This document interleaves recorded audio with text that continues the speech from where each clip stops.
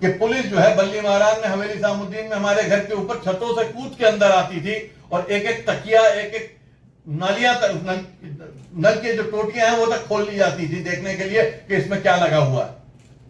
اور فاقے تو عام تھے. صحافی اس وقت سے آج 1857 میں فاقے نہیں کر رہا تھا, اس کے بعد بھی اردو صحافیوں نے بڑے پیمانے پہ فاقے کیے ہیں اور تکلیفیں اٹھائیں اور جیلیں کاٹی.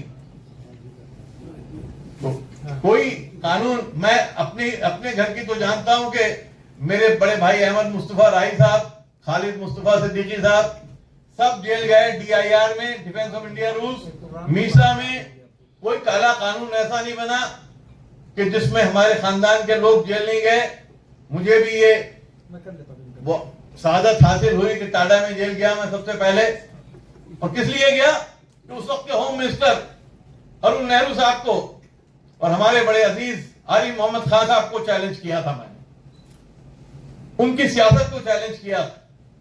تو یہ اردو صحافت کی جو روایات تھی کبھی بھی حکومت وقت کے ساتھ نہیں چلی اردو صحافت. اس لیے میں یہ تذکرہ کرنا چاہتا ہوں کہ مولوی محمد باقر کو یاد کرتے کرتے آپ اس کے اوپر بھی توجہ دیجئے کہ اردو صحافت کا کیا رول ہے.